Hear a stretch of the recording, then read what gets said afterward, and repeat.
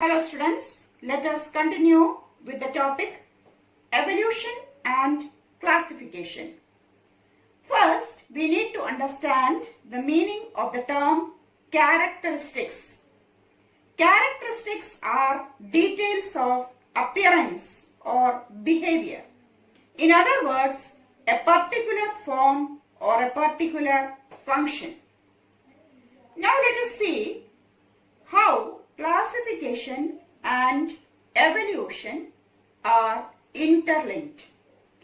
Classification of organism is based on relative similarities and differences among organisms. Resemblances in organisms are because they have arisen from a common ancestor, and differences in them are due to adaptations to different types of environment. As the organisms can be graded in increasing order of complexity, classification refers to the arrangement of organisms into groups, subgroups based on their similarities and dissimilarities. The more similarities between two organisms, so they are placed in one group, and dissimilar organisms are put in separate groups. The more similar characteristics of organisms found, that means they are more closely related and might have a common ancestor. By identifying various characteristics, we can find out the evolutionary relationships among different organisms. The more the characteristics two species will have in common, the more closely they are related. And the more closely they are related, the more recently they will have had a common ancestor. An example will help. A brother and a sister are closely related. They have a common ancestor in the first generation before them, namely their parents. A girl and her first cousin are also related, but less than the girl and her brother.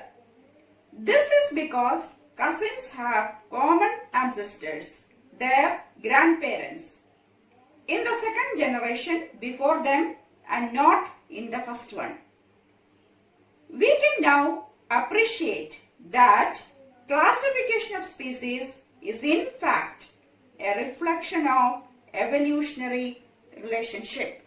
Now, what are the factors taken into consideration for classifying organisms? The method of arranging organisms into groups on the basis of similarities and differences is called classification.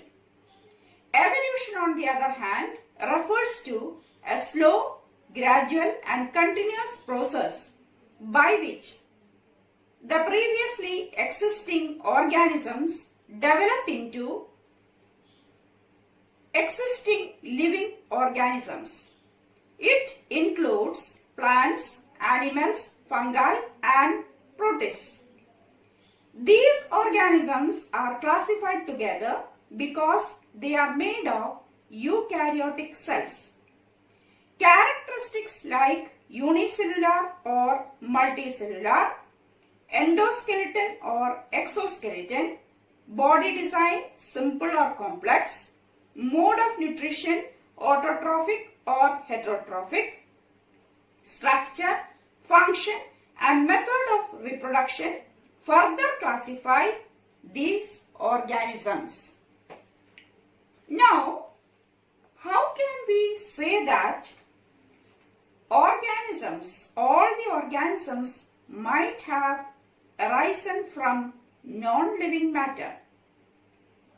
We can build up small groups of species with recent common ancestors, then supergroups of these groups with more distinct common ancestors, and so on. In theory, if we keep going backward like this until we come to the notion of a single species at the very beginning of evolutionary time, if that is the case, then at some point in the history of Earth, non-living material must have given rise to life. There are many theories about which we have studied, and you know, in the previous video we had studied about origin of life on Earth. With that, we conclude this session. Thank you.